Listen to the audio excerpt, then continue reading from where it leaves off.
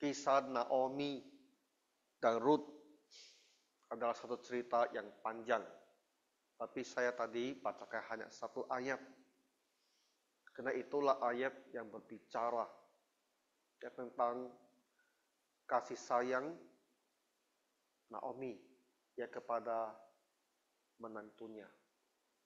Saya lihat Bapak Ibu sekalian semuanya di sini semua punya menantu kan? Hanya satu yang saya tidak pasti ya, itu Pak Morianto. Karena belum ya.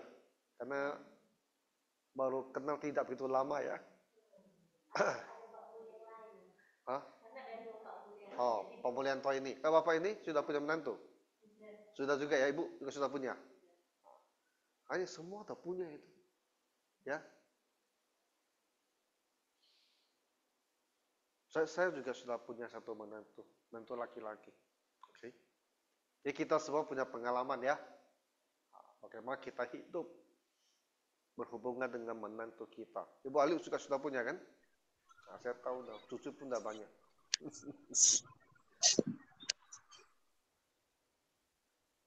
Kita punya menantu, itu harusnya kita syukuri juga. Ya. Karena ada orang tidak punya menantu loh. Kan tidak? Jadi beberapa bulan lalu saya ke Tembilahan kan. Ada keluarga Ibu Rukia yang menikah lah. Keponakan dia sudah ini. Jadi dia juga punya ya, cukup banyak keluarga besar di situ. Dan salah satu yang kami kunjungi ya, seorang ibu, anaknya 5, tapi tak ada menantunya. Ada. Jadi dia tiap hari hanya pikirkan gimana, kapan anak saya mau menikah gitu. Anaknya udah besar-besar tuh. Dari 50-an juga ada. Jadi dalam kunjungan yang singkat itu saja, yang topik yang dibicarakan itu menantu. Bagaimana bantu anak saya cari istri atau cari suami. Jadi sangat menarik lah.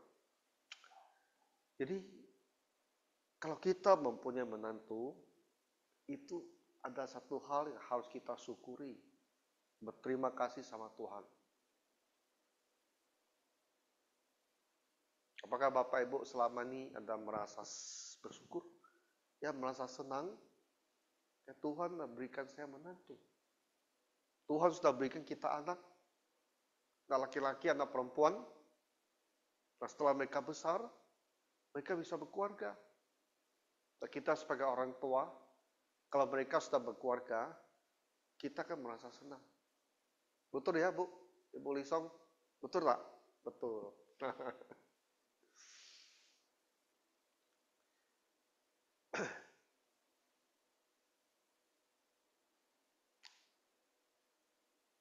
Sebelum anak saya menikah, itu jadi pikiran saya loh. Serius. Ya. Karena kan kita menghitung umur mereka. Jadi waktu pandemi ya, saya betul-betul jadi pikiran ya. Ini pandemi ini menghambat sekali ini. Ya, betul tak? Karena pandemi, orang kan tak bisa banyak keluar.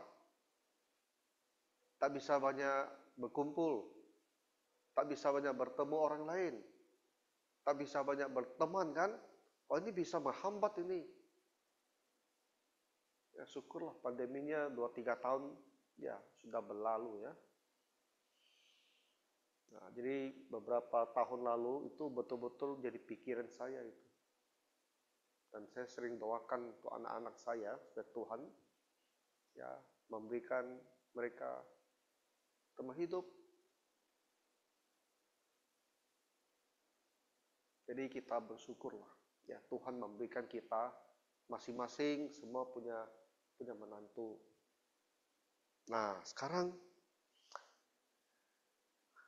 tentang hubungan dengan menantu,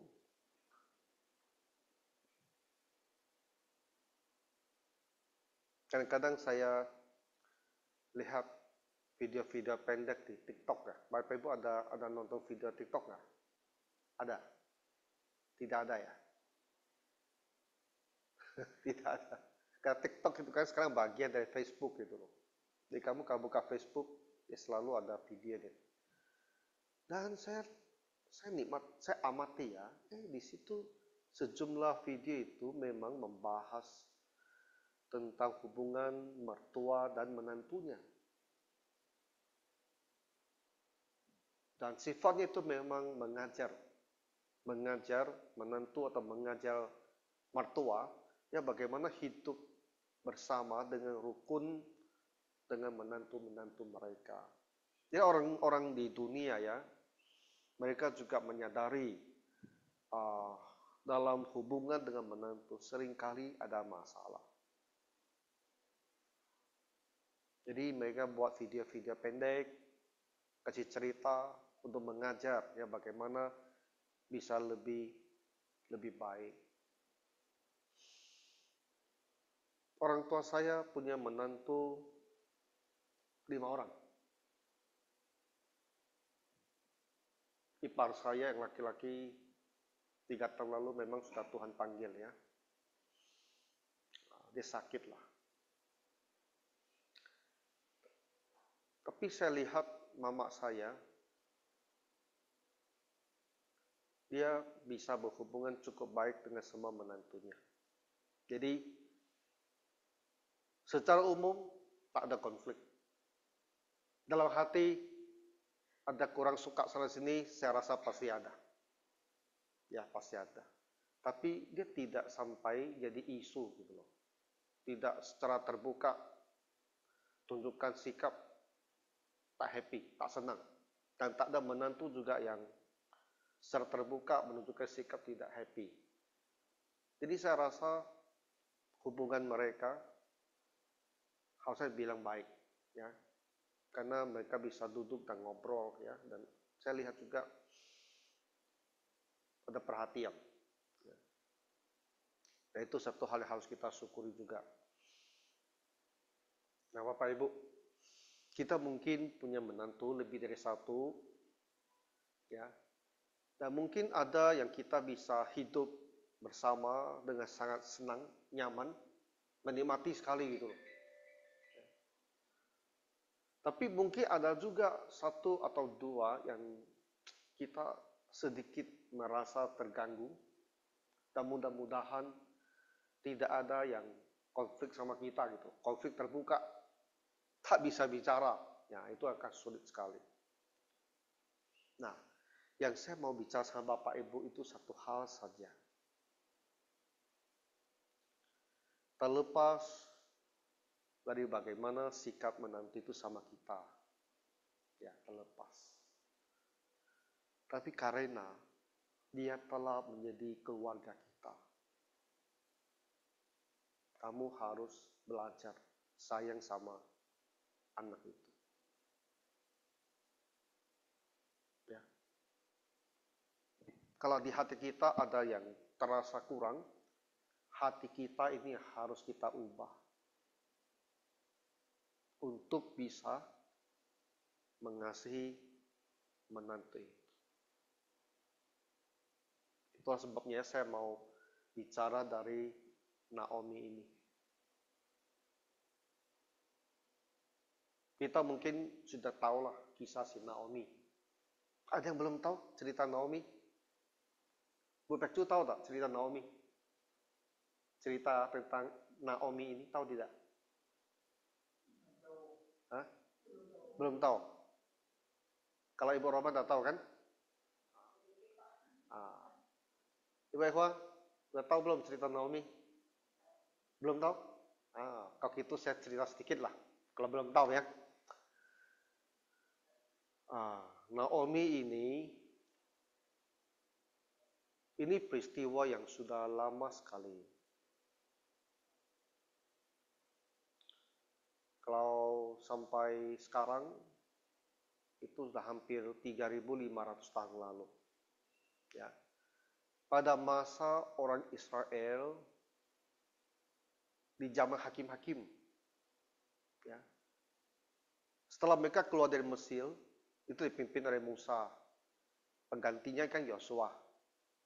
Setelah itu satu generasi tua-tua yang memimpin mereka. Habis itu masuk kepada masa dipimpin oleh para hakim-hakim. Hakim-hakim itu adalah penguasa-penguasa lah. Ya, di masa Israel itu belum mempunyai seorang raja.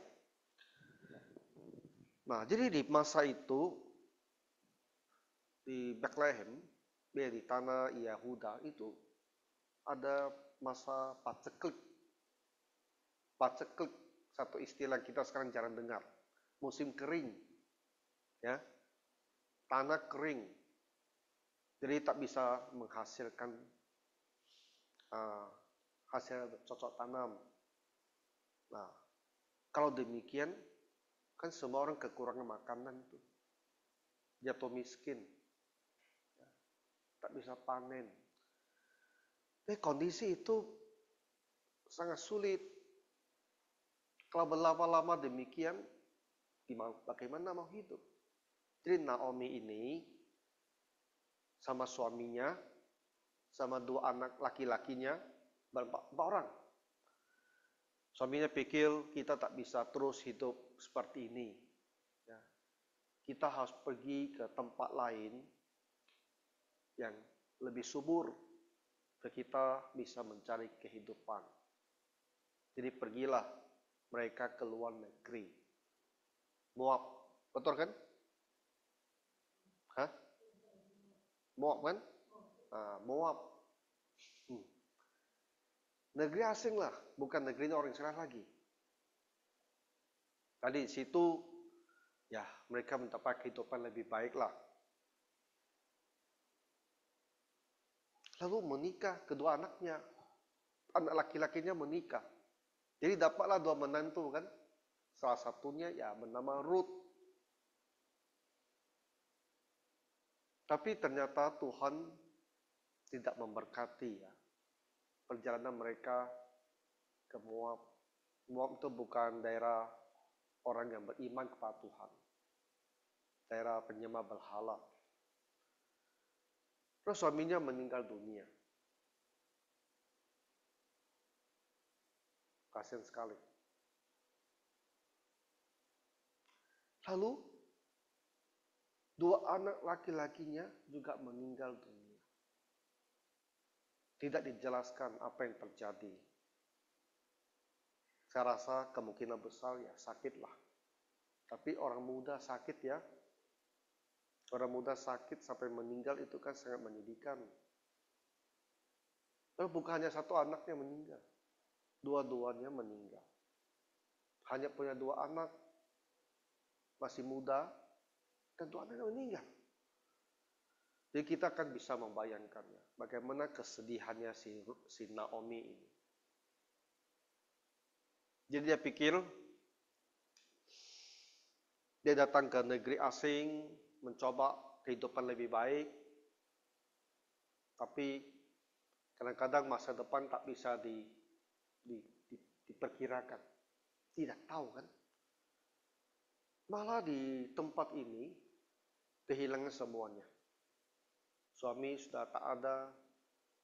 Anak laki-laki pun tidak ada.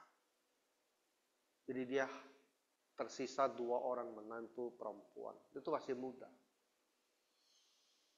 Jadi Naomi berpikir ya,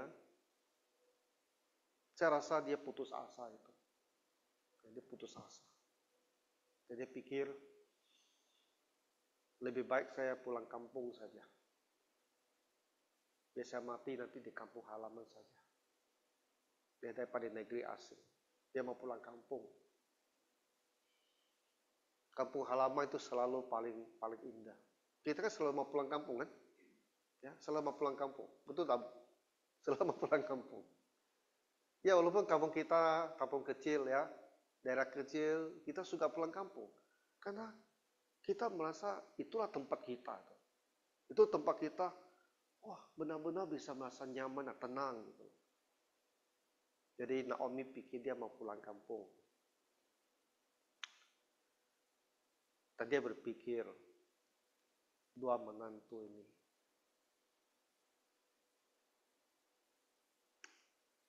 Sesungguhnya kan, menantu itu akan ikut mertuanya pulang. Kan mereka udah satu keluarga. Ya, udah satu keluarga. Tapi Naomi ini adalah mertua yang lebih memikirkan menantu daripada dirinya sendiri. Itulah kelebihan si Naomi yang kita harus pelajari.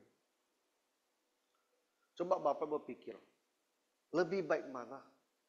Naomi pulang dan dia masih punya 2 menantu ini, atau dia pulang sendiri tanpa menantu? Mana lebih baik bagi Naominya? Bagi Ruthnya mana lebih baik? Kalau Naomi pulang dengan 2 menantu, dan sesungguhnya 2 menantu ini punya tanggung jawab untuk pulang bersama dia. Karena ini kan satu keluarga.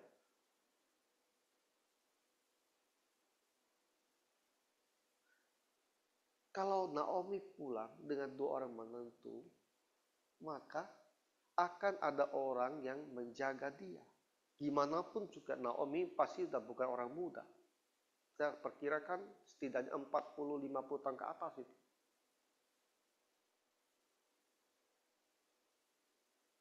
Ya pada masa dahulu, mereka yang sudah tidak punya suami,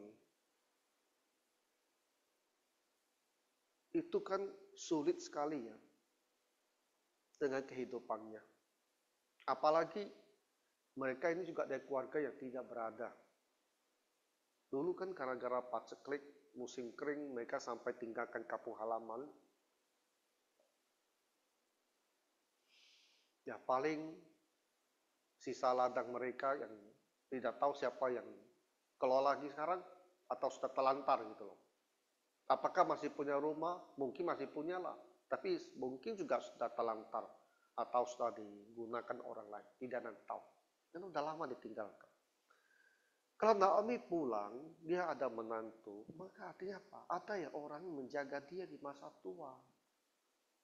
Ya setidaknya dia tidak sendirian, ada 2 menantu. Ada kekuatan kan? Ada yang akan jaga dia, ada yang bisa berusaha ya, bagaimana mencari kehidupan supaya Naomi ini bisa hidup lah. Kita ini hidup kan harus makan, betul tak? Kan tak bisa bilang kita hidup saja. Hidup harus makan itu. Tiap hari harus makan. Nah orang tua kan bisa jatuh sakit. Jatuh sakit kan perlu ada orang yang rawat, yang perhatikan.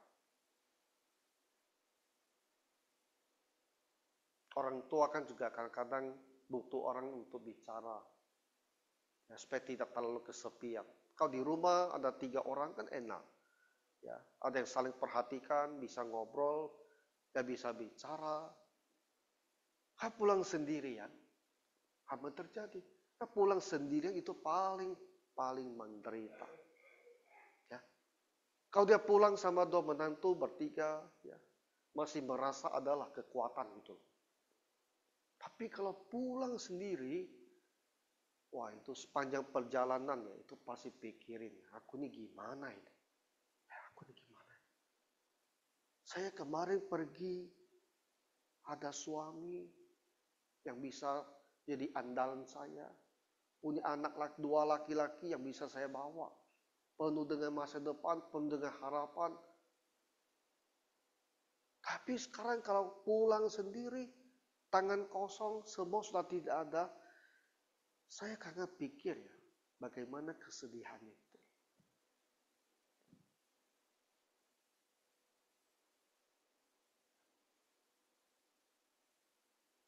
Bagaimana dengan 2 menantu itu?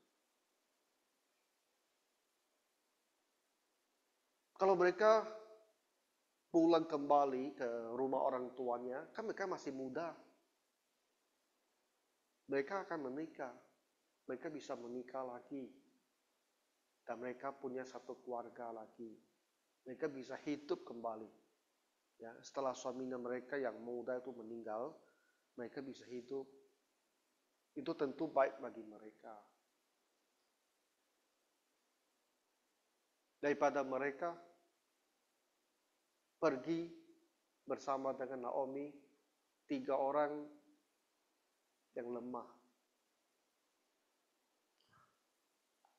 Kalau kita membacakan si Naomi ini, dia lihat kedua menantu ini.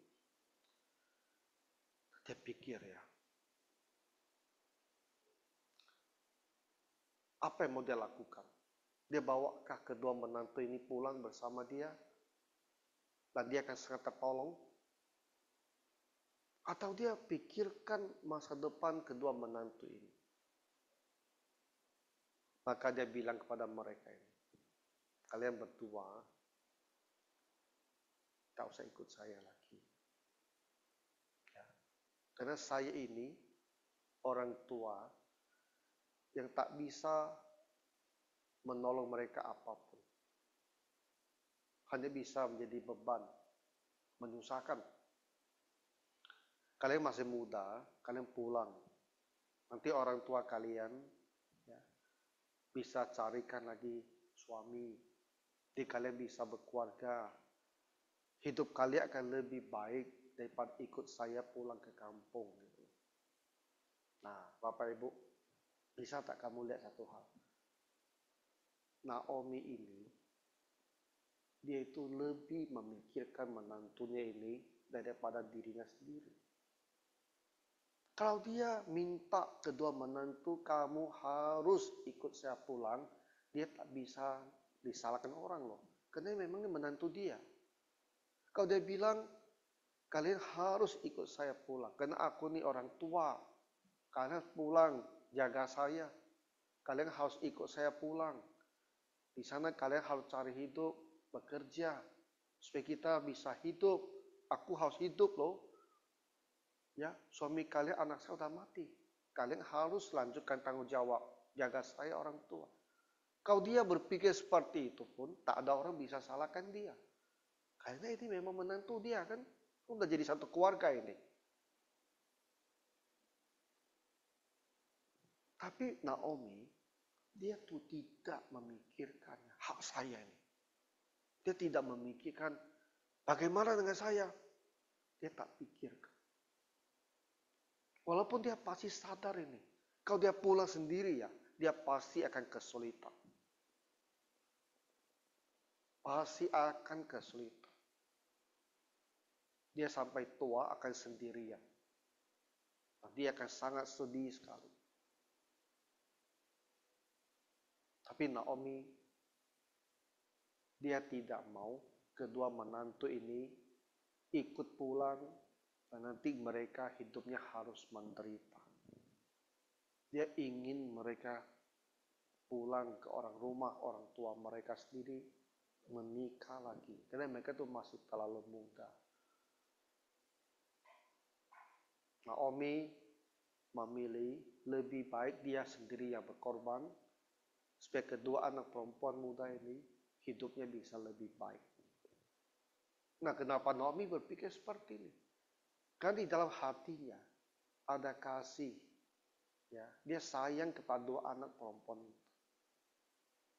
Ini bukan anak kandung kan kedua menantunya. Bukan anak kandung.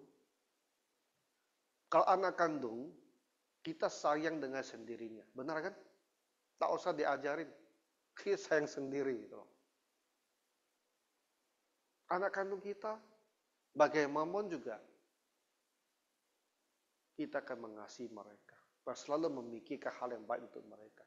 Tapi menantu kan bukan anak kandung. Menantu itu kan hanya masuk ke rumah kita ketika mereka dinikahi anak kita. Jadi orang itu selalu punya sebuah perasaan menantu masuk ke rumah saya. Selalu ada sedikit perasaan ini orang lain. Selalu merasa seperti itu. Dan itulah yang mengganggu orang lain. Pernah lihat tidak mama kalau dia masak untuk anak dan menantu, bagian enak kasih ke anak dia sendiri, sisanya untuk menantu. Nah, ada pernah lihat? Di TV saja sering main seperti itu kan? Bagian baik untuk anak sendiri, sisanya baru untuk menantu. Perasaan itu orang lain. Selalu merasa begitu.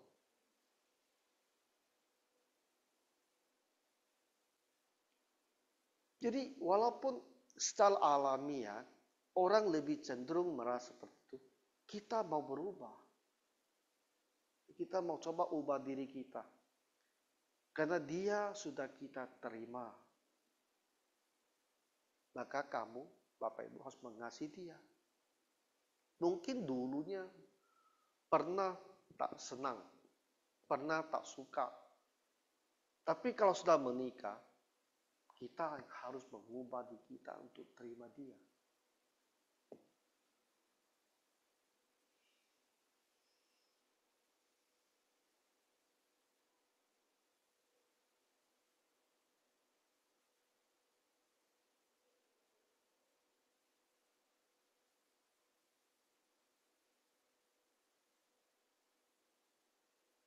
Pernah ada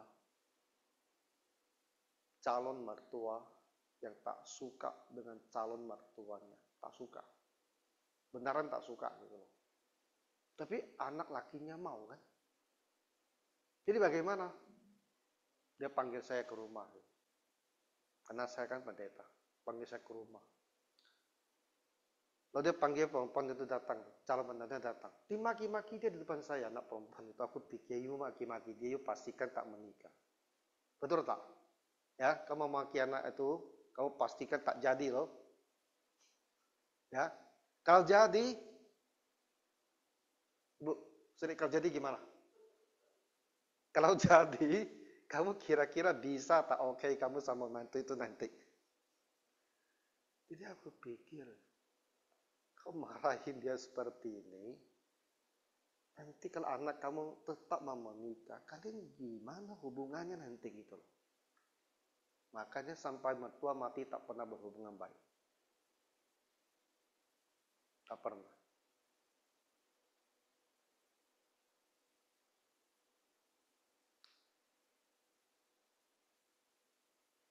Hubungan menantu dan mertua itu memang sangat-sangat sensitif sekali.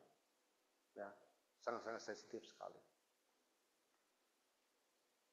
Jadi, karena kita ada orang tua, kitalah yang berubah. Ya, kita yang berubah. Kalau kamu betul-betul tak suka, kamu pastikan tak jadi. Boleh tak? Ya, kamu pasti tak jadi gitu loh.